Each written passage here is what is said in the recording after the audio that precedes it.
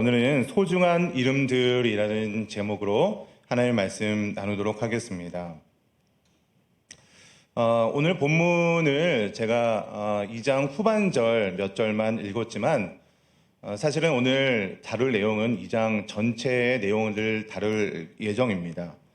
여러분들 2장 내용을 보시면 굉장히 생소한 이름들도 굉장히 많이 나오고요. 그리고 사람들의 숫자들도 많이 언급이 되고 있습니다. 성경을 보시다 보면 하나님께서는 이렇게 굉장히 디테일하고 또 숫자나 어떤 정확한 그런 내용들을 함께 언급하실 때가 참 많이 있습니다. 특별히 오늘 성경인 에스라서는요, 페르시아를 배경으로 기록된 성경입니다. 이 시기에 기록된 문서들을 보면요, 몇 월 며칠에 누가 어떤 일을 했다라고까지 정확히 기록되고 있는 것을 보게 됩니다. 여러분, 그러니까 이것들을 통해서 무엇을 알 수 있습니까? 성경이 그냥 아무렇게나 기록된 것이 아니고 역사적 사실 가운데 그런 역사적인 배경 속에서 기록된 말씀이라는 것이에요. 그리고 오늘 본문에 나오는 사람들의 명단들을 보시면은 나름대로의 질서와 어떤 그런 구획을 나눠서 이 사람들의 명단들을 기록하는 것을 보게 됩니다. 먼저 본문 1절 말씀을 보시면 2장 전체의 배경을 설명해 주고 있는데요. 우리 가정에 계신 분들도 우리 2장 1절 말씀을 같이 좀 봉독하도록 하겠습니다. 우리 2장 1절 말씀 함께 봉독해 보겠습니다. 시작. 옛적에 바벨론 왕 느부갓네살에게 사로잡혀 바벨론으로 갔던 자들의 자손들 중에서 노임을 받고 예루살렘과 유다도로 돌아와 각기 각자의 성읍으로 돌아간 자. 여러분, 지금 이스라엘 백성들은 이스라엘 나라가 멸망을 해서 바벨론 느부갓네살 왕에게 포로로 끌려갔다가 이제 다시 페르시아에서 돌아온 예루살렘과 유다도로 돌아온 사람들이 있다는 것이죠. 그래서 지금부터 기록할 사람들은요, 그 돌아온 사람들의 명단이다라고 이야기를 해주고 있는 것입니다. 근데 이 명단은요, 몇 가지 그룹을 나눠서 기록해 주고 있습니다. 먼저 2절 말씀을 보시면 이 첫 번째 그룹들을 기록해 주고 있습니다. 이 첫 번째 그룹들은요, 귀향민들의 대표자들의 이름을 기록해 주고 있습니다. 우리 2절 말씀을 같이 좀 읽어보겠습니다. 우리 가정에 있지만 우리 온라인으로 비대면으로 들고 있기 때문에 함께 참여하신다는 의미로 가정에 있지만 이렇게 함께 봉독해 보도록 하겠습니다. 시작. 곧 스룹바벨과 예수아와 느헤미야와 스라야와 르엘라야와 모르드게와 빌산과 미스발과 비그웨와 르훔과 바하나 등과 함께 나온 이스라엘의 백성의 명수가 이러하니. 여러분, 지금 여기에 사람들의 숫자가 나와 있는데요. 사람들의 이름이 나와 있는데요. 이 사람들이 지금 몇 명이 기록되어 있습니까? 네, 성경책을 보시면서 한번 세어보세요. 몇 명이죠? 네. 여러분의 소리가 들리는 것 같습니다. 네, 11명이 기록되어 있습니다. 여러분, 그런데요, 이 동일한 이름들이요, 느헤미야서에 보시면은 이름의 표현만 살짝 다르고요, 동일한 명단이 나와 있는 게 느헤미야 7장 7절에 기록이 되어 있습니다. 우리 자막을 확인해 보시면요, 느헤미야 7장 7절 말씀을 제가 띄워드렸는데요, 다 읽지는 않고요, 이름이 좀 어렵기도 하고 읽었던 내용이기 때문에 다 읽지는 않겠지만, 여기 보시면 나하만이라는 사람이 중간에 끼어 있습니다. 네, 다른 사람들의 이름은 동일하고요. 느헤미야 7장 7절에는 나하만이라는 사람이 중간에 끼어 있는데요. 그러니까 무슨 말이냐면은 학자들이 학자들이 설명을 보시면은 이 동일한 명단인데 필사라는 과정에서 실수로 이 사람의 이름을 누락되었을 것이다라고 이야기를 하고 있습니다. 그래서 포로 귀환 자들의 대표자들의 명단의 숫자는 이 에스라서에 기록되어 있는 11명이 아니라 느헤미야서까지 포함하면 12명이라는 것이죠. 여러분, 지금 이스라엘 백성들이 바벨론의 포로로 있다가 예루살렘으로 돌아가고 있는 그런 장면입니다. 여러분, 그런데 오늘 이 장면을 이스라엘의 역사 속에서 이와 비슷한 장면이 있었는데요. 혹시 이 장면과 비슷한 내용이 혹시 어디였는지 기억나시는 분 계십니까? 이스라엘 백성들이 포로로 있다가 이제 나오게 되는 장면. 바로 이스라엘 백성들이 애굽의 포로로 있다가 이제 모세를 통해서 이 가나안 땅으로 들어가게 되는 장면이 있지 않습니까? 이스라엘 백성들은 애굽의 포로 생활로 한 400년 동안 살고 있었습니다. 그러다가 모세라는 지도자를 통해서 출애굽을 하게 되었죠. 그리고 그때 나온 사람들이 이스라엘의 12지파를 포함해서 많은 사람들이 출애굽을 해서 유대 땅으로 가나안 땅으로 들어가게 되는 것을 보게 됩니다. 여러분, 그런데 오늘 본문의 이스라엘 백성들도요, 바벨론에서 70년 동안 포로 생활을 하였다는 거예요. 그리고 마치 모세가 이스라엘 백성들의 지도자였던 것처럼 스룹바벨이라는 지도자를 통해서 출애굽했던 것과 비슷하게 출바벨론을 하고 있다는 것입니다.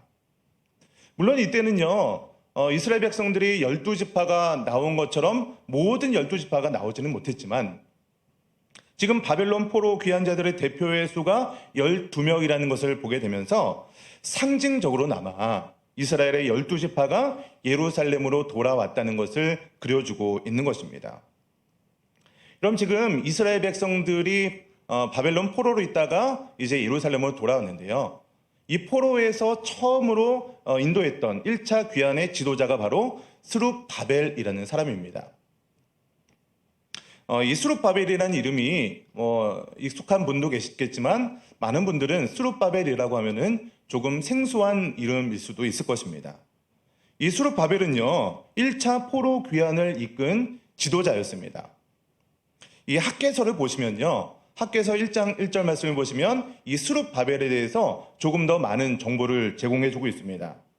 1장 1절을 보시면은 다리오 왕 제2년 여섯째 달 곧 그 달 초하루에 여호와의 말씀이 선지자 학개로 말미암아 스알디엘의 아들 유다 총독 스룹바벨과 여호사닥의 아들 대제사장 여호수아에게 임하니라 이르시되 이렇게 기록하고 있죠.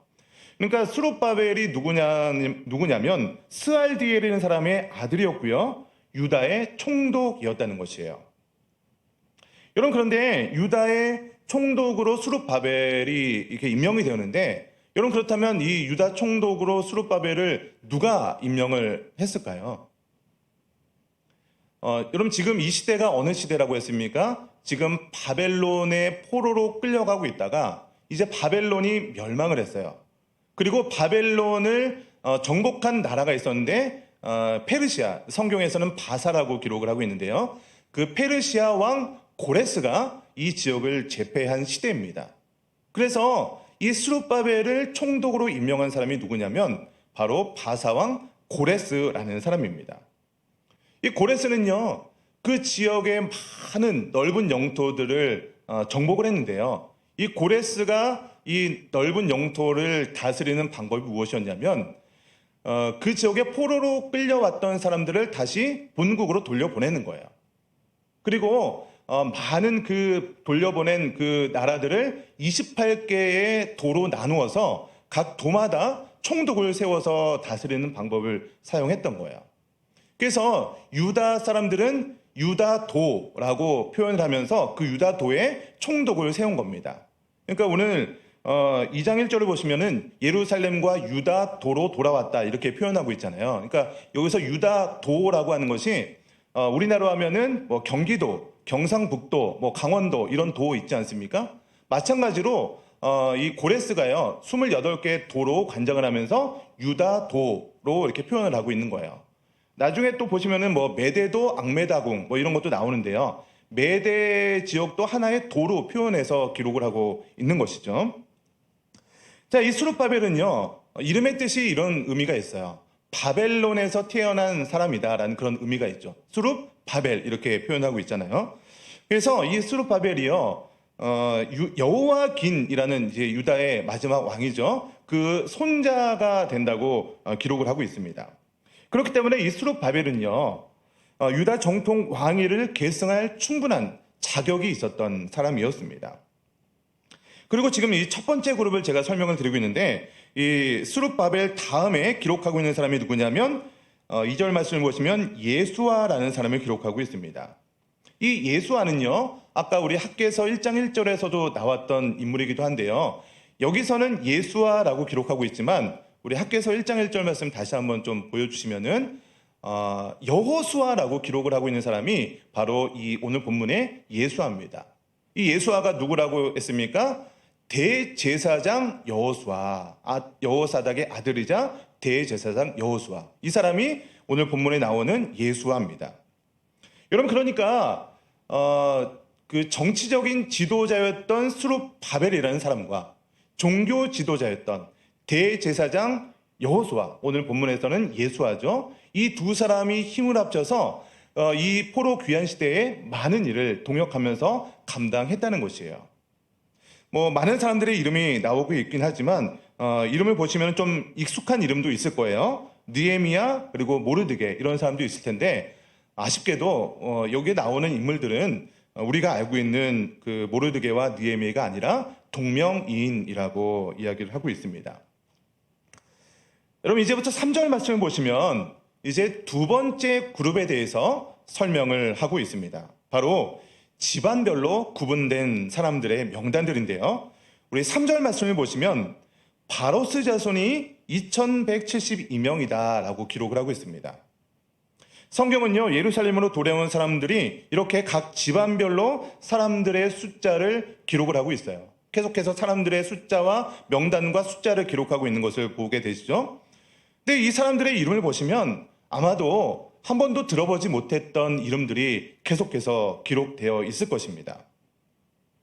여러분, 이 사람들의 이름과 숫자를 보시면 어떤 생각이 드십니까?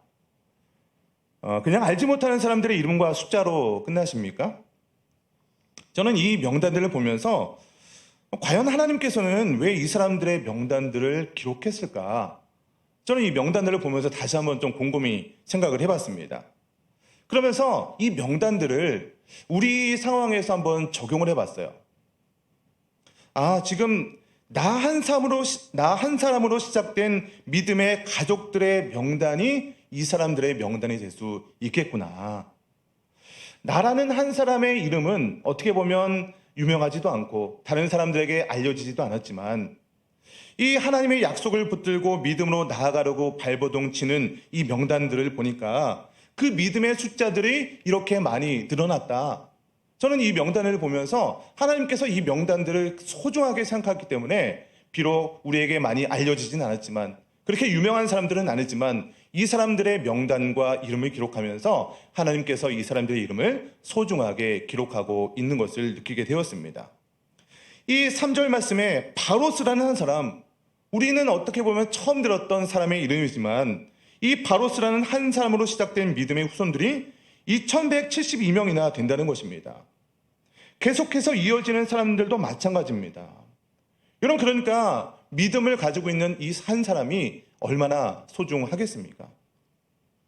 여러분, 지금 우리는요, 코로나 4단계로 인해서 사회적 거리두기를 두면서 비대면 예배를 드리고 있습니다. 성전에 나와서 예배를 드리지 못합니다. 담임 목사님께서 이 상황들을 보면서 우리가 이대로 그냥 주저앉으면서 물러설 수 없다. 이러면서 우리 교회는 믿음의 프로젝트, 믿음 프로젝트 4단계로 이 시간을 이겨내자라고 말씀을 하십니다. 그래서 정말 많은 분들이요, 아까 광고 때도 말씀드렸지만 홈페이지를 확인해 보세요. 은혜 나눔터에 보시면은 내가 이렇게 필사했습니다. 나 이렇게 묵상했습니다. 그리고 이렇게 위로 문자를 보냈습니다. 이런 분들의 사진들이 올라가고 있습니다.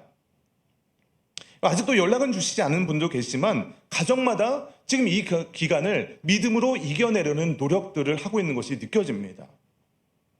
여러분, 어쩌면 여러분이 하고 있는 이 노력들이 아주 작은 노력으로 아무것도 아닌 것처럼 느껴질 수도 있을 것입니다. 여러분, 그러나 중요한 것은요, 우리 눈에 볼 때는 내 작은 이 믿음의 행보가 너무나도 작은 것처럼 보일 수 있겠지만 하나님의 눈으로 볼 때는 결코 그렇게 보지 않으신다는 것이에요. 여러분의 믿음의 발걸음을 통해서 시작될 여러분들의 믿음의 후손들을 한번 생각해 보시기 바랍니다. 여러분, 한 사람으로 시작된 믿음의 후손들이 얼마나 많이 늘어날 것 같으십니까? 여러분, 그 나중의 영광을 믿음의 눈을 가지고 바라보시기를 주님의 이름으로 축원드립니다. 하나님께서는 지금 이 코로나라는 어려운 상황 속에서 이런 환경에 굴하지 않고 믿음으로 지켜나가는 여러분 한 사람 한 사람을 통해서 여러분의 이름을 기록할 뿐만 아니라 여러분들의 나중 후손들, 믿음의 후손들의 이름을 너무나도 소중하게 생각한다는 것을 믿으시기를 주님의 이름으로 간절히 축원드립니다. 우리 계속해서 21절 말씀 들어보시면은 이제 세 번째 그룹들에 대해서 설명을 해주고 있습니다. 이 그룹들은요, 이제 지역별로 구분된 사람들의 이름들, 명단들을 기록해주고 있는 것입니다. 이 사람들은요, 포로기 이전에 그들의 조상들이 살았던 지역들을 묶어서 기록하고 있는 명단들입니다. 여러분, 왜 이 사람들은요, 앞의 명단처럼 집안별로 구분하지 않고 지역에 따라서 기록했는지 정확히 알 수는 없습니다.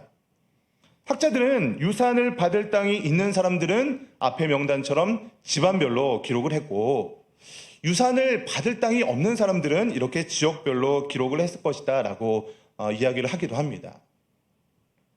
아마 이렇게 생각하시면 좀 쉽게 다가올지도 모르겠습니다.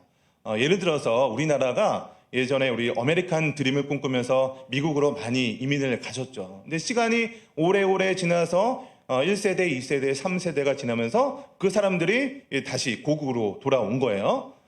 돌아와서 내가 그때 어렸을 때 다녔던 나의 아버지, 할아버지가 다녔던 그 교회를 좀 찾아보려고 하는데 그 교회의 이름이 정확하게 기억이 나지 않는 거예요.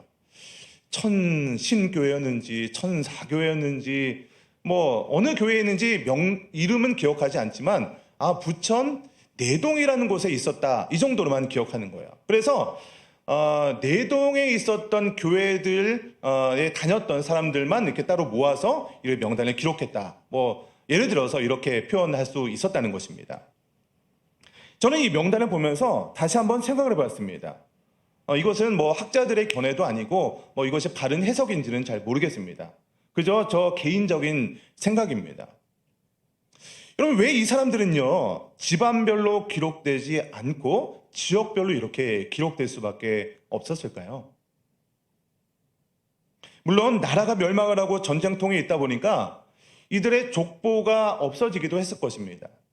여러분, 그리고 이제 그 나라에서 정착을 하면서 살아가다 보니까 이제 그 지역에 적응을 하고 그 지역에 사는 것이 너무나도 바쁘게 살다 보니까 믿음의 유산을 찾는 것이 그렇게 소중하게 느껴지지 않았을 수도 있을 것 같습니다.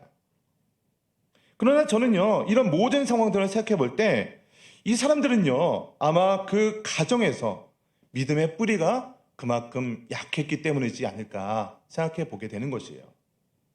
이 사람들의 믿음의 선조들이 어떠한 상황 가운데 있을지라도 그 믿음을 잘 전수하기 위해서 노력을 했다면 아마 이 사람들의 명단도 그냥 지역별로 구분된 것이 아니라 집안별로 구분되지 않았을까, 이런 생각을 하게 된다는 것입니다. 여러분, 우리도 마찬가지예요. 지금 우리의 현실은요, 믿음을 지켜나간다는 것이 결코 쉽지 않은 상황 가운데 신앙생활을 하고 계십니다. 경제적으로 많이 힘드시죠. 또 코로나라는 상황 속에서 교회 나오기도 힘든 그런 상황 가운데 있습니다. 사회적인 분위기 속에서도요, 나 교회 다닌다라고 말하기가 쉽지 않은 상황 가운데 있습니다. 여러분, 환경이 이렇다고 해서 우리 가정의 신앙생활을 조금씩 양보해 나가고 조금씩 예배를 멀리하게 된다면 아마도 우리의 다음 세대들은 뿔뿔이 흩어져서 우리 집안의 신앙생활을 찾지 못하고 그저 그 지역에서 신앙생활한 뿔뿔이 흩어지는 신앙생활을 할 수밖에 없을 것입니다. 여러분, 그래도 감사한 것은요, 오늘 본문을 보시면 하나님께서는 이렇게라도 믿음을 이어가려고 하는 사람들에게 자신들의 뿌리를 찾을 수 있는 동일한 기회를 제공해주고 있다는 것입니다. 그리고 이들을요, 지역별로 묶어서 다시 믿음의 공동체로 세워주고 있다는 것이에요.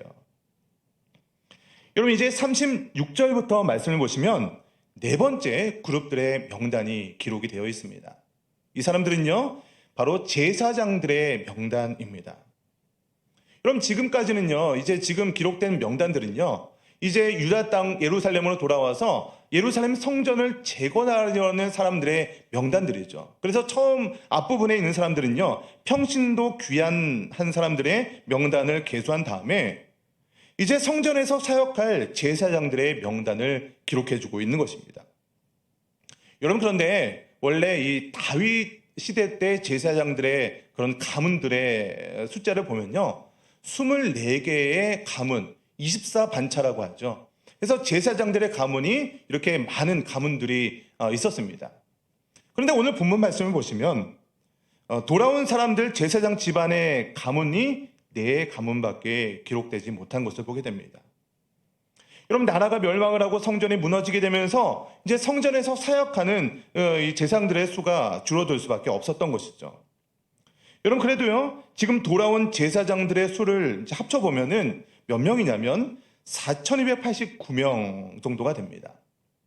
그러니까 이 숫자가 어느 정도냐면 이 포로로 귀환한 자들의 숫자의 10분의 1 정도가 된다는 것이에요. 그러면 제사장들의 수가 10분의 1이 된다는 것은요, 굉장히 많은 비중을 차지하는 것입니다. 여러분, 이 제사장들은요, 그래도 나라가 멸망을 하고 성전이 무너져 있었던 상황이었지만 이제 예루살렘에 돌아와서 성전을 회복하려고 한다니까 가장 앞장서서 열정적으로 성전 회복을 위해 앞장섰던 사람들이었다는 것이에요. 여러분, 이제 40절부터 말씀을 보시면 5번째 그룹의 명단들이 기록이 되어 있습니다. 이 사람들은요, 레위 사람들의 명단들입니다. 이 레위 사람들은요, 제사장을 도와서 성전에서 많은 일들을 도와줬던 사람들이죠. 제사장의 어떤 직접적인 그런 제사 업무를 도와줬던 사람들도 있고요, 찬양을 하는 사람들, 그리고 성전 문지기들, 이런 사람들이 바로 레위인들이었습니다. 그런데 레위 사람들의 수를 세어보면 다 합하면 341명이라는 거예요. 여러분, 제사장들의 숫자에 비해서 10분의 1도 되지 않는 레위 사람들이 돌아왔다는 것을 보게 됩니다. 여러분, 원래 정상적으로는요, 제사장들의 수보다 레위인들의 수가 훨씬 더 많아야 됩니다. 여러분, 우리로 생각한다면 이 목회자들의 숫자보다는 어떤 봉사자들, 찬양대나 구역장, 어떤 이렇게 교회에서 봉사자들의 수가 더 많아야 되는 것 아니겠습니까? 여러분, 왜 제사장들에 비해서 이렇게 레위인들의 숫자가 적었을까요? 여러분, 그것은요, 레위인들은요, 제사장들에 비해서 이 유대 땅 예루살렘으로 돌아와야만 하는 이 동기부여가 적었기 때문입니다. 유대 땅으로 돌아가 봐야 이 레위 사람들은요, 얻을 것이 별로 없다라고 생각했다는 것이에요. 레위인들은요, 예루살렘으로 돌아가 봐야 자신들의 차지할 그런 땅과 어떤 유산들이 그렇게 없었습니다. 뿐만 아니라 제사장들과 비교했을 때 고생은 훨씬 더 많이 하지만 대우는 현저히 낮았던 것이죠. 오늘 말로 말하면 이 열정페이를 받았던 사람들이 바로 이 레위인들이었다는 것입니다. 여러분, 성전을 세우고 신앙의 공동체를 세우기 위해서는요, 제사장들만 있어야 되는 것이 아닙니다. 함께 동역할 수 있는 이 레위인들이 함께 사역을 할 때 믿음의 공동체가 세워지고 성전을 회복할 수 있는 것입니다.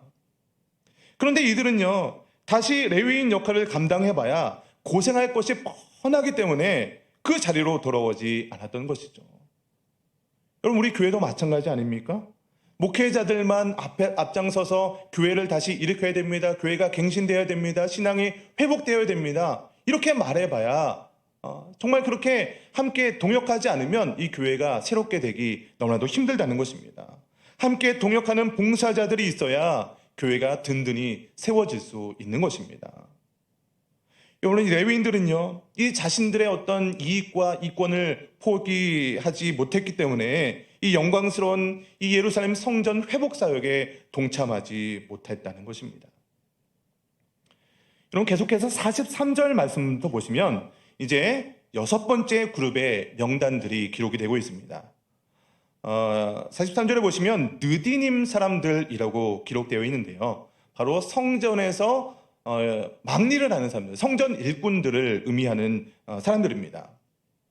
이 사람들은요, 이스라엘 사람들이 이제 많은 전쟁을 했잖아요. 이 전쟁 과정 가운데 이제 그 포로로 이방인들의 노예를 얻은 사람들이 이 예루살렘에 돌아와서 예루살렘 안에서 이렇게 성전 일들을 했던 그런 사람들입니다. 아마도 여호수아서를 보시면은 기억하시는 분이 계실지 모르겠지만 여호수아를 속여서 이스라엘 사람들과 이 동맹을 맺었던 기브온 민족이라고 기억하시는 분이 계실 것입니다. 그 기브온 민족 같은 사람들이 이 성전에서 아직도 남아서 이 예루살렘 사람들, 이스라엘 사람들의 이게 노예로서 봉사를 했던 사람들입니다. 여러분, 그런데요, 한번 생각해 보세요. 이 사람들이야말로 예루살렘으로 돌아온다 하더라도 아무것도 얻을 수 있는 것이 없었던 사람들입니다. 얻을 땅도 있는 것이 아니고요, 신분이 보장되는 것도 아닙니다. 아무것도 얻을 것이 없음에도 불구하고 자원해서 예루살렘으로 돌아왔던 사람들이 바로 이 느디님 사람들이었다는 것이에요. 이 사람들이야말로 다른 것 보지 않고 하나님이 좋아서 성전에서 하나님을 향해서 봉사하는 것이 좋아서 이 예루살렘 성으로 돌아온 사람들이라는 것입니다. 여러분, 하나님의 시선으로 본다면 이 사람들을 얼마나 귀중하고 소중하게 바라보시겠습니까? 하나님께서는요, 이들을 그냥 내버려 두지 않으시고 이스라엘 귀양민 명단에 기록해 주고 있는 것입니다. 여러분, 계속해서 55절 말씀을 보시면 이제 7번째 그룹의 명단들이 나옵니다. 바로 솔로몬 신하들의 자손들의 명단입니다. 여러분, 이 사람들도 앞에서 나왔던 이 느디님 사람들과 함께 성전에서 막리를 하던 어떤 그런 동일한 일을 했던 사람들이기도 합니다. 그런데 이 사람들은요, 자신들의 조상들이 이 위대한 솔로몬 왕을 섬겼던 자들이라는 이 어떤 자부심을 가지고 있었던 사람들이라는 거예요. 여러분, 이렇게 느디님 사람들과 솔로몬의 종들의 자손들을 합한 수가 392명이 되었습니다. 여러분, 그러니까 지금 상황들을 종합해 보면 예배를 인도할 제사장들의 수는 충분하지만 이 제사장들을 도와서 함께 동역해 주어야 할 레위인들과 일꾼들은 턱없이 부족한 상황이었다는 것이에요. 그리고 마지막으로 59절 말씀들을 보시면은 8번째 그룹의 명단이 나오는데요. 이들은 자신들이 이스라엘 민족이었다는 어떤 것을 입증하지 못하는 사람들의 명단을 기록하고 있습니다. 포로에서 귀환한 사람들이 그 어느 때보다도 순수 혈통에 대해서 예민한 사람들이었습니다. 여러분, 왜냐하면 이스라엘은요, 이방 사람들과 결혼을 하면서 그 이방신들을 섬기게 됐고 그 때문에 이스라엘 민족이 멸망을 하게 되지 않았습니까? 그래서 이 사람들은요, 이 공동체에서 따로 분류해서 기록을 하고 있는 것입니다. 물론 이것은요, 그냥 일시적인 조치였고 시간이 지나면서 자연스럽게 이스라엘 공동체 속에 속하게 되었을 것입니다. 여러분, 그러나 이 족보의 문제가 해결되기 전까지는요, 이 사람들은 할례받지 못한 이방인 취급을 받았다는 것이에요. 특별히 이 명단 안에 보시면은 제사장들의 명단도 있는데요. 이 족보의 이름을 찾지 못한 이 제사장들은요, 직분을 감당하지 못했고요. 나중에 이제 예배가 회복된 다음에 그 우림과 둠밈을 통해서 이 사람이 제사장인지 아닌지 판결이 나기 전까지는 성전의 음식을 먹지 못했다라고 기록을 하고 있는 것이죠. 여러분, 이렇게 해서 예루살렘에서 포로 생활에서 예루살렘으로 돌아온 사람들의 숫자가 바로 42,360명이라고 기록을 하고 있는 것이에요. 여러분, 바벨론 포로로 끌려가였던 사람들이 약 100만 명 정도가 된다고 합니다. 근데 지금 이제 포로에서 돌아온 사람들의 수가 많이 잡아봐야 5만 명 정도밖에 되지 않는 것이죠. 그러니까 포로로 끌려간 사람들의 숫자에 비해서 한 5% 정도만 지금 돌아왔다는 것이에요. 나머지 95%는요, 예루살렘에 돌아오지 않고 예루살렘에 돌아올 수 있는 자유가 주어졌음에도 불구하고 그 페르시아의 그런 삶이 편안하고 안정되어 있었기 때문에 그것을 포기하지 못하고 그 땅에 남아 있었다는 것입니다. 그리고 오늘 이 에스라 1장 2장에서는요, 이제 첫 번째 포로 귀환을 설명하고 있지만 나중에 2차 그리고 3차 포로 귀환을 통해서 계속해서 많은 사람들이 돌아오고 있는 것을 보게 됩니다. 여러분, 이렇게 하나님의 약속을 이루는 것에 동참하는 것을 보면 항상 많은 사람들이 동참하지 못하는 것을 보게 됩니다. 여러분, 아무리 좋은 상을 차려놓고 초대한다 하더라도 그 초대에 응하지 않으면 어쩔 수 없는 것이죠. 여러분, 그런데 하나님의 사역에 동참하기 위해서는요, 이 현실을 바라보는 것이 아니라 믿음의 눈을 떠야 그 하나님 나라에 대한 소망을 가지고 그 하나님의 사역에 동참할 수 있게 되는 것입니다. 하나님의 약속의 말씀에 민감하고 지금 나의 현실을 바라보는 것이 아니라 하나님 나라를 소망하는 사람들을 통해서 하나님 나라의 역사가 이루어 간다는 것입니다. 그리고 하나님 나라의 그 사명에 동참하는 사람들을 하나님께서는요, 그 누구보다도 소중하게 생각하신다는 것입니다. 여러분, 지금 사회적 거리두기 4단계로 신앙생활하기 어려운 상황 가운데 놓여 있으십니다. 그러나 우리 천산의 모든 가정들은요, 이 믿음 프로젝트 4단계를 통해서 이 상황을 믿음으로 이겨나가시기를 주님의 이름으로 간절히 축원드립니다. 그래서 여러분 한 사람 한 사람의 믿음을 통해서 여러분의 믿음의 가정들이 세워지시고 하나님 나라를 세우고 믿음의 사역에 동참하는 저와 여러분 되시기를 주님의 이름으로 간절히 축원드립니다. 기도하시겠습니다. 참 좋으신 하나님 아버지, 감사합니다. 오늘도 현장에 나와서 함께 예배하지는 못했지만 각 가정에서 또한 삶의 그런 자리에서 비대면이지만 유튜브를 통해서 예배드리게 하신 주님의 은혜를 감사합니다.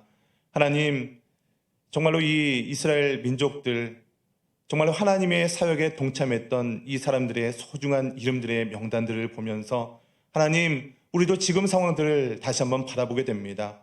하나님, 지금 상황 정말로 신앙생활하기가 어렵고 힘든 상황 가운데 있지만 하나님 나라를 소망하며 믿음의 눈을 가지고 나의 신앙을, 우리 가정의 신앙을 이겨나갈 수 있도록, 세워나갈 수 있도록 인도하여 주시옵소서. 특별히 이 기간 동안에 믿음 프로젝트 4단계를 통하여서 각 가정의 믿음이 바로 세워지는 계기가 될 수 있도록 인도하여 주시옵소서. 서로 격려하고 서로 세워주는 우리 천산의 모든 가족들 될 수 있도록 인도하여 주시옵소서.